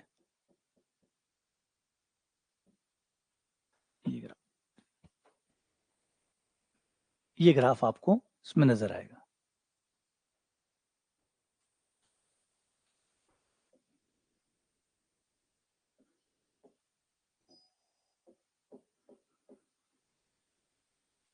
आ गया समझ में? आ गया समझ में ये? और 2a से आगे ग्राफ बनेगा नहीं, यानी आगे कुछ भी नहीं है, बस ये जो था बस इतना ही है, क्योंकि 2a के बाद में y आ ही नहीं रहा। 2a के बाद में कोई y नहीं है।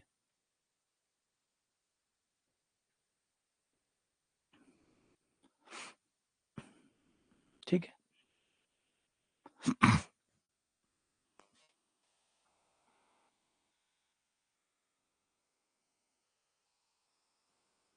चलो इसके जैसे ये ग्राफ और ट्राई करो, ये आप लोग ट्राई करना।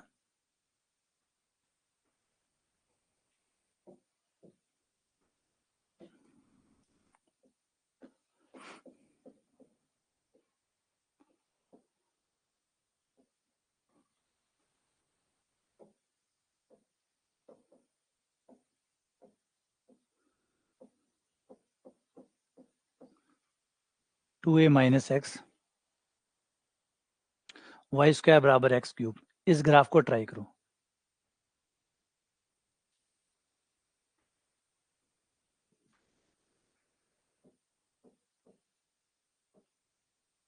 इसको सिसोइड कहा जाता है।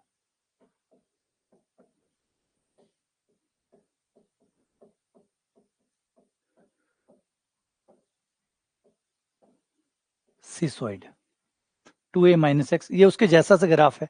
इसको ट्राई करके देखो एक बार, इसे ट्राई करो।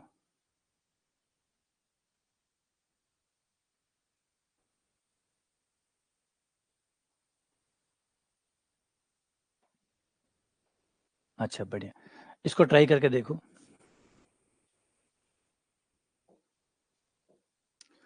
ये जो इसके जन्मदाता जो है वो डायक्लोसिस है, डायोक्लिस, एक ग्रीक मैथमेटिशियन।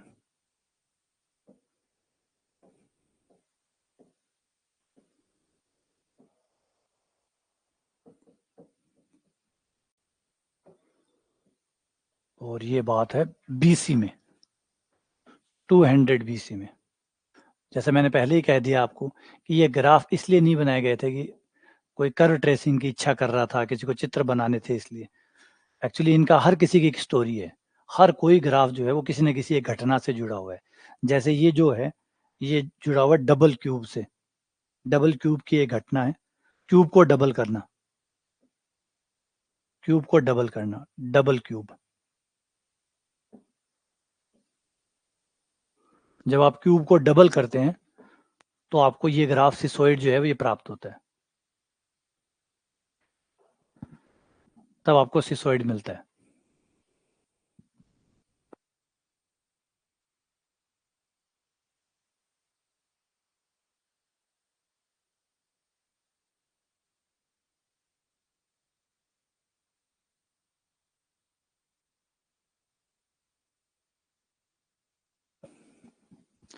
इसे ट्राई करो।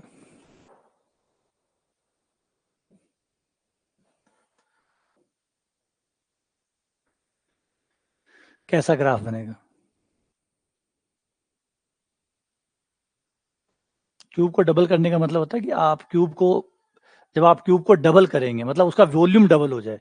तो वॉल्यूम डबल करने के लिए आपको भुजाओं को डबल नहीं करना पड़ता। कमाल की बात यह है कि मान लो आपके पास टंकी है, एक टंकी में 100 लीटर या 1000 लीटर पानी आता है, और आप चाहते हैं कि एक टंकी 2000 लीटर की हो। तो 2000 लीटर की टंकी बनाने के लिए आपको इतना बड़ा ऐसे नहीं करना पड़ता होगा, आपको बहुत बड़ा करना पड़ेगा, यानी दो टंकियां मिला के इतनी बड़ी टंकी बनेगी ना ना। हल्का सा परिवर्तन आएगा और वॉल्यूम डबल हो जाएगा, वॉल्यूम डबल हो जाएगा। अजीब बात है लेकिन सच है। आपको उसकी लंबाई को डबल करना नहीं पड़ेगा, उसकी लंबाई को आपको डबल नहीं करना पड़ेगा, ये नहीं 2 की पावर 1/3 करना पड़ेगा। उसकी जो भुजा है उसको 2 की पावर 1/3 कर दो। ऐसा करते ही जो नया आपका घन बनेगा उसका आयतन पहले वाले का दुगना हो जाएगा, और 2 की पावर 1/3 लगभग होता है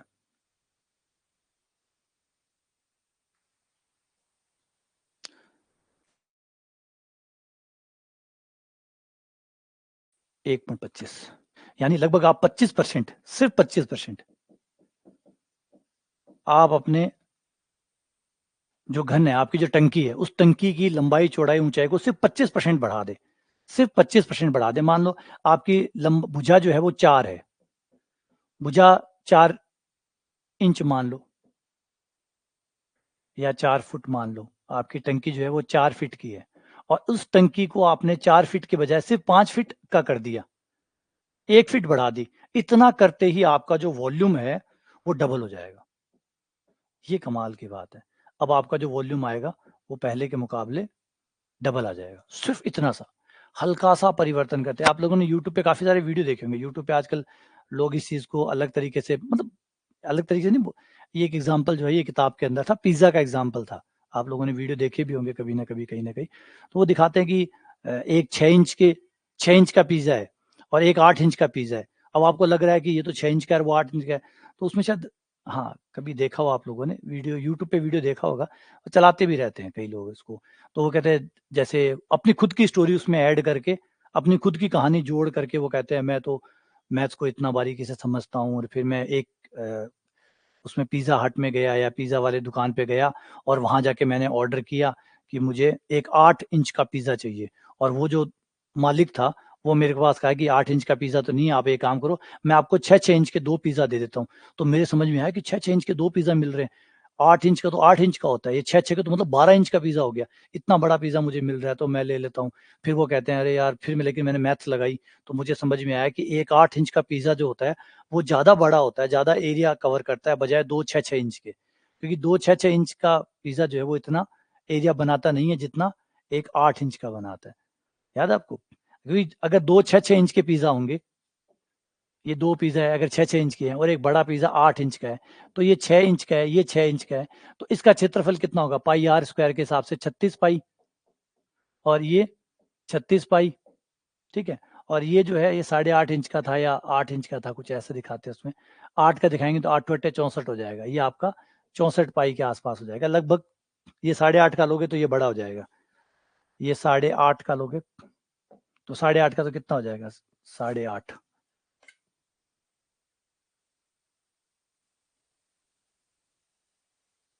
72.25, हाँ वो 8.5 का होता है, तो ये 72.25 हो जाएगा। अब इन दोनों का मिला के कितना हुआ? 6 और 6 हुआ हमारे पास, 6 और 6 36 हुआ, 6 और 6 36 हुआ, मतलब ये 36 हो गया, वो 36 हो गया, दोनों मिला के 72 है, ये 72.25 है। जबकि दिख सिर्फ 8 रहा है, फिर ऐसा लग रहा है कि सिर्फ 6 से 8 ही तो हुआ है, और ये तो 6 के 2 दे रहा है। 6 के 2 का भी एरिया उतना बड़ा नहीं होता जितना 8 8.5 का अकेले का होता है। वो वैसे ही है जैसे मैंने कहा कि अगर कोई आपको 4 इंच की टंकी दे रहा है और फिर वो कह रहा है भाई साहब ये 5 इंच की टंकी है वो ले जाओ, तो आपको लग रहा होगा सिर्फ 1 फीट बड़ा है, वो 1 फीट नहीं बड़ा है, उसका वॉल्यूम डबल हो चुका है। इतने में ही उसका वॉल्यूम जो है वो डबल हो जाता है। तो ये कमाल की चीज़ है, मैथ्स की अच्छी चीज़ है ये, कि फिर आपको उतनी बढ़ाना नहीं पड़ता किसी भी चीज़ को डबल या ट्रिपल करने के लिए, फिर थोड़ा-सा करते ही वो अपने आप बढ़ जाती है। तो ये उसका एग्ज़ाम्पल है। तो ड ये बहुत पहले, आज नहीं, आज तो पिज़्ज़ा के साथ तो इस कहानी को जोड़ दिया गया है। लेकिन ये जो है, ये डायक्लुसिस के टाइम का है, मतलब 2000 बीसी की घटना है ये, जब उन्होंने डबल क्यूब करने का सोचा कि एक क्यूब को डबल करना हो तो उसकी भुजा को कितना बदलना पड़ेगा, तब ये रिज़ल्ट आया था। तो उसको अब आज हमने अपने-अपने हिसाब से शॉर्ट्स बनाने के लिए यूज़ कर लिया है। तो इसका जो डायग्राम बनेगा, अच्छा शॉर्ट्स है क्या इसके ऊपर?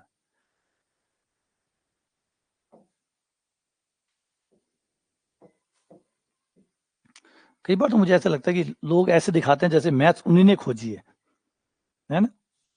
कई बार तो ऐसा लगता है कि मैथ्स उन लोगों ने ही खोजी है, इससे पहले मैथ्स का कोई अस्तित्व ही नहीं था। वो ना होते।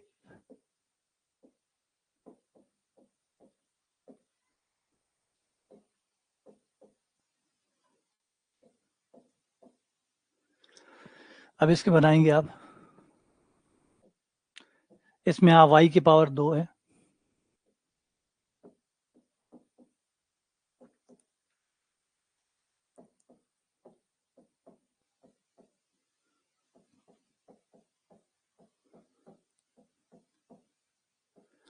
ये आपका एक्स एक्स के प्रति सममित है, ये एक्स एक्स के प्रति सममित है। दूसरा, सेकंड मूल बिंदु से जाता है, क्योंकि x 0 और y 0 रखने पर संतुष्ट होगा।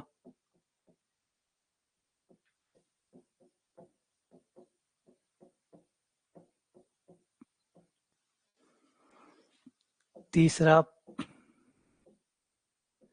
एक्स एक्स से प्रतिच्छेद निकालोगे,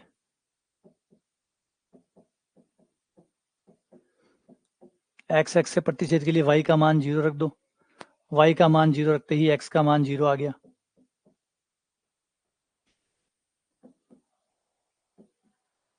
तो y x से प्रतिच्छेद, y x से प्रतिच्छेद निकालेंगे तो x का मान 0 रखेंगे, और x का मान 0 रखते ही y का मान भी 0 आ जाएगा। यानी कहने का मतलब है एक्स एक्स को भी मूल बिंदु पे ही काटेगा और वाई एक्स को भी मूल बिंदु पे काटेगा, है ना। दोनों ही अक्षों को मूल बिंदु पे काटेगा, दोनों अक्षों को मूल बिंदु पर काटेगा।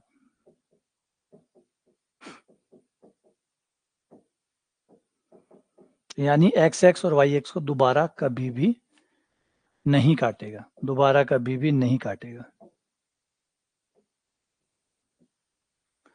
उसके बाद में आ जाता है अनंत स्पर्शी। तो अनंत स्पर्शी है इसकी, ये रही, देखो ये रही अनंत स्पर्शी है। y के अधिकतम घात को 0 कर दो, एक अनंत स्पर्शी आपकी आती है इसके अंदर।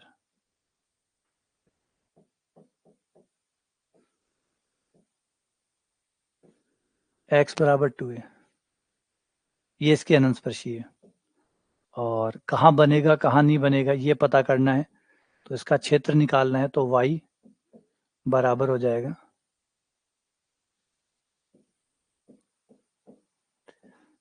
इसमें भी वही कहानी नजर आ रही है कि अगर हमने x का मान माइनस का रखा, x का मान अगर माइनस का रखा तो ग्राफ नहीं बनेगा, x का मान माइनस का रखा तो ग्राफ नहीं बनेगा।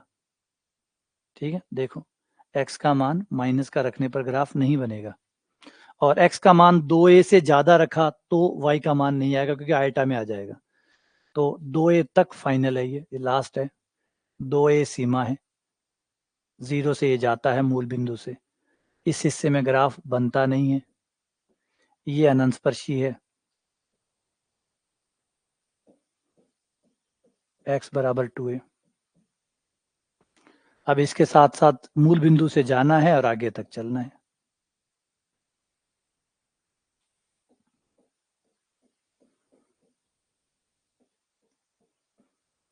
जो ग्राफ पहले में होगा वही आपका फोर्थ में होगा, ये आपका ग्राफ बन जाएगा। तो कुछ ग्राफ ऐसा नजर आएगा। अब इसके बारे में किसी को कोई डाउट है? किसी को कोई डाउट है इसको लेकर? इसको लेके प्रॉब्लम है किसी को?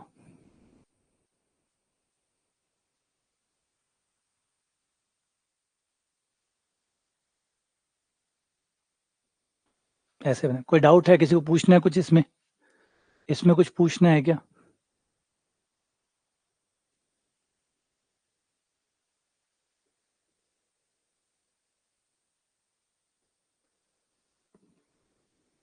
लास्ट पॉइंट, अगर आप x का मान माइनस का रख के देखें, x का मान 0 से छोटा रखे देखें तो y नहीं आएगा। ट्राई कर लो, कोई भी मान रख के देख लो, और x का मान एक बार 2a से बड़ा रख के देखो, तब भी y नहीं आएगा। y का मान केवल तभी आएगा जब 0 से लेकर 2a तक करेंगे। अनंत स्पर्शी y के अधिकतम घात का गुणांक 0 कर दो, y की अधिकतम घात का गुणांक 0, y की अधिकतम घात का गुणांक 0। x के अधिकतम घात का गुणांक 0 करेंगे तो कुछ नहीं मिलेगा, क्योंकि x की घात 3 है, x की घात 3 है, और x की घात 3 है तो उसका गुणांक 1 है, तो यहाँ तो कोई अनंत स्पर्शी मिली नहीं। y की अधिकतम घात 2 है तो इसका गुणांक आ गया 2a माइनस एक्स, तो 2a माइनस एक्स को 0 किया, अनंत स्पर्शी आ गई x बराबर 2a, और फिर हमने ये डायग्राम तैयार कर दिया। ठीक है, एक और ट्राई कर दो फटाफट।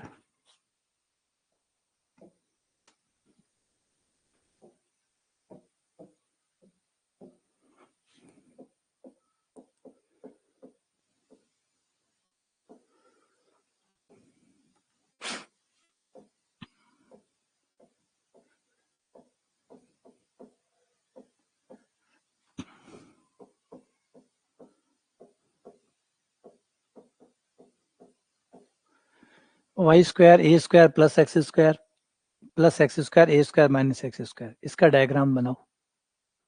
देखो कैसे बने, सिंपल डायग्राम है, समीकरण ही थोड़ा बड़ा है देखने में, बाकी डायग्राम अच्छा है, इसका छोटा डायग्राम है।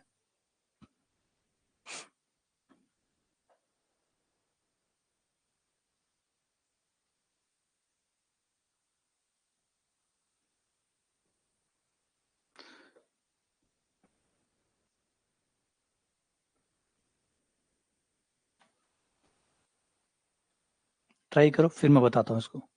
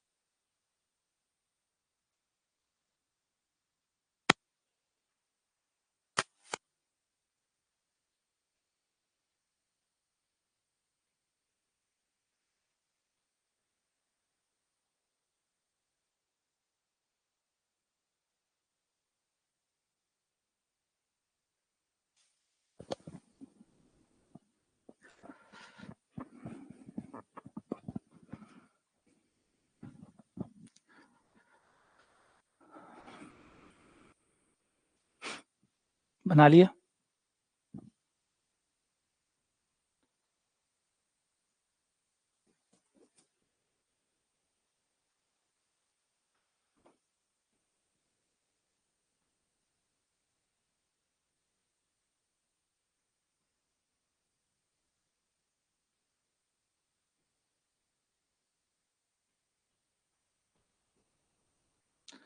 ठीक है, आ जाओ। नंबर 1, यहाँ पे x की सभी घातें सम है, x की सभी घातें सम है, इवन y की घातें भी सम है, तो ये x तथा yx दोनों के प्रति सम्मित है।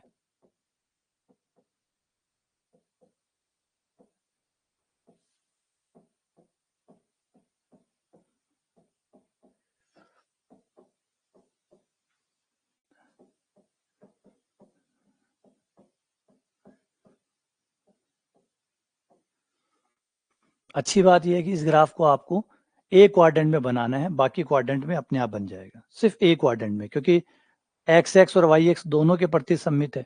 तो जैसा ही आप पहले में बनाएंगे, बस जो पहले में बनेगा वही सब में बनेगा, क्योंकि जो भी पहले में बनेगा वाई एक्स के प्रति सम्मित है, तो जो पहले में बनेगा वही दूसरे में बनेगा, और एक्स के प्रति भी सम्मित है, तो जो पहले में बनेगा वही तीसरे में बनेगा, वाई एक्स के प्रति सम्मित है, तो जो पहले में बनेगा वही चौथे में बनेगा। तो कुल मिला के आपका ग्राफ का 20% या सिर्फ फर्स्ट क्वाड्रेंट जो है वो आपको ड्रॉ करना है। ये ड्रॉ करते ही आपका काम पूरा, बस उसी को आपको चारों के अंदर रिपीट कर देना है, उसी को ही चारों के अंदर रिपीट कर देना है। तो ये हो गया। दूसरा, मूल बिंदु से जाता है, x का मान 0 और y का मान 0 रखने पर संतुष्ट होता है, तो मूल बिंदु से जाता है।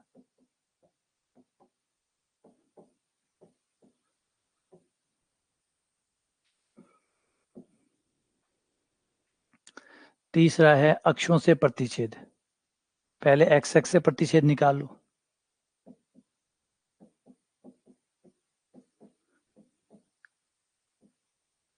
x से प्रतिच्छेद यानी y0, y0 रखते ही x के दो मान आ जाएंगे, x बराबर प्लस माइनस ए, यानी x को दो बार काटेगा प्लस माइनस ए पर। अब अगर y से प्रतिच्छेद निकालूं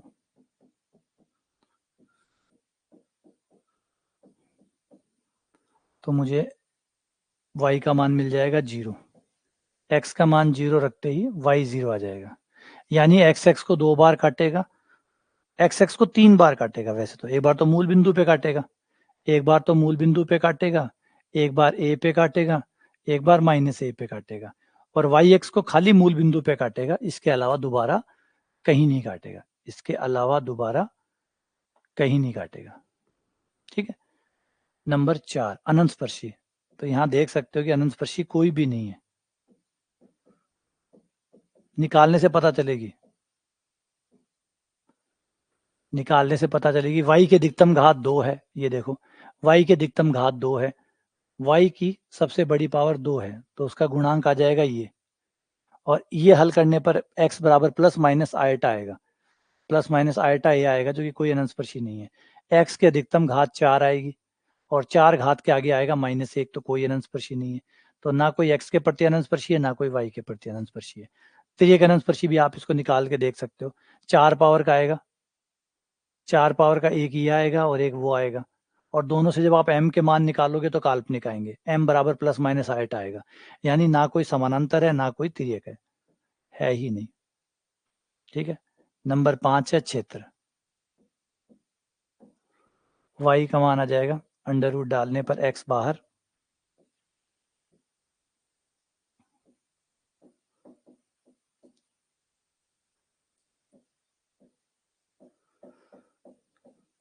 ये लो।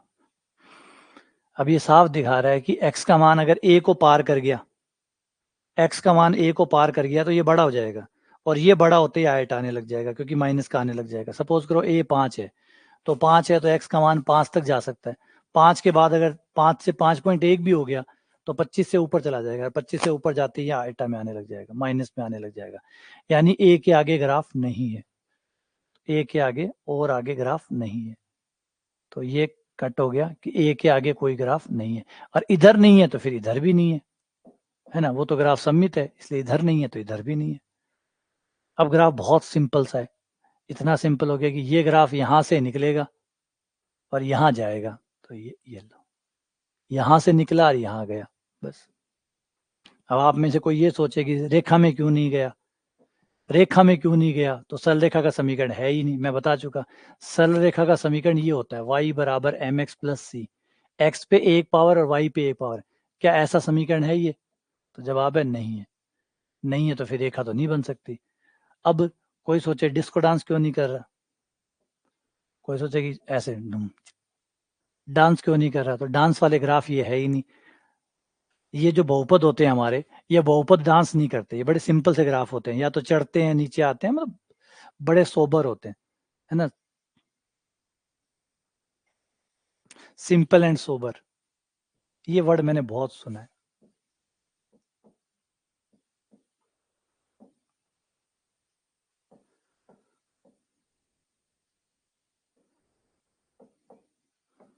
Simple and sober. मैं जब भी अपनी वाइफ के साथ जाता हूँ ना शॉपिंग में, और जब वो साड़ियाँ खरीदती है, तो जब वहाँ बैठता हूँ तो वहाँ पे वो जो साड़ियाँ दिखा रहा होता है वो बार बार एक ही बात बोलता है, मैडम बहुत सिंपल एंड सोबर है, बहुत सिंपल एंड सोबर है। तो ये वर्ड जो है ना, ये मुझे याद सा हो गया, सिंपल एंड सोबर। तो है ना, इसमें आपने भी देखा होगा, लड़कियां हैं आप में से भी जाती होंगी, तो ये वर्ड आप लोगों के जीवन में बहुत ज्यादा काम करता है। तो सिंपल एंड सोबर, तो हमारे ग्राफ भी जो है ना, ये भी सिंपल एंड सोबर है। ये ऐसे नहीं है कि जा रहे हैं फालतू की, है ना, ये अप डाउन कर रहे हैं, डिस्को डांस नहीं करते, आराम से जाते हैं, एकदम स्मूथली जाते हैं, आते हैं, बस। है ना, तो ये ग्राफ की जगह है नहीं कि ज्यादा उछल कूद ये करते नहीं है, कैंसिल, सीधा जा नहीं सकते क्योंकि रेखा का समीकरण है नहीं, तो बेचारे वही सिंपल एंड सोबर जाएंगे। तो ऐसे गए, और फिर जो ग्राफ पहले में बनेगा वही चौथे में, ये तो ये देख सकते हो, ये इन्फिनिटी का ग्राफ है, ये इन्फिनिटी है।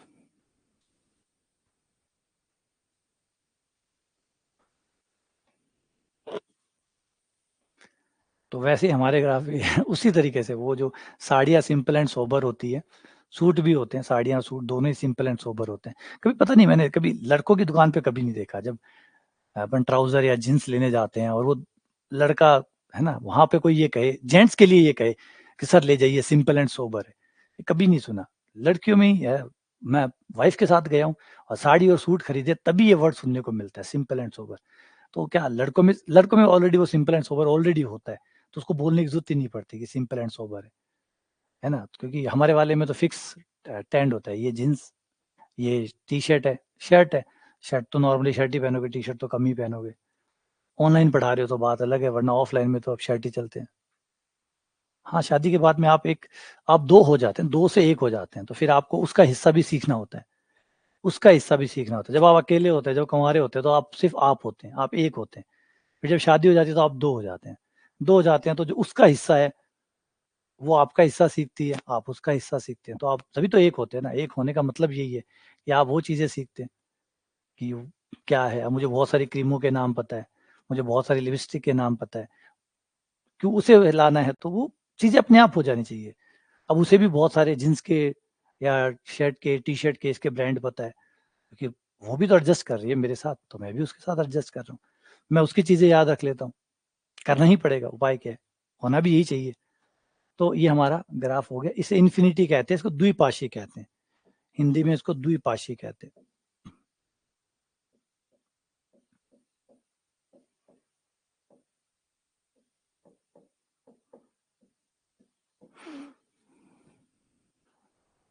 हाँ, जैसे कल ही मुझे पता चला कि सुष्मिता सेन की बेटी ने भी अभी एक नई लिपस्टिक लॉन्च की है। इतने दिन मुझे नहीं पता था कि सुष्मिता सेन की जो बेटी है, कल मेरी वाइफ ने मुझे ये जानकारी दी कि सुष्मिता सेन की जो बेटी है वो बिजनेसमैन बन गई है और उन्होंने अपना एक लिपस्टिक ब्रांड जो है वो लॉन्च किया है और वो ऑर्डर कर रही है। चलो कोई नहीं, इससे अपडेट हो जाते हैं। चलो, उम्मीद करता हूँ कि आप लोगों को पता लग गया होगा। बाकी चीज़ें अगले लेक्चर में नया टॉपिक लिमिट वाला स्टार्ट करेंगे।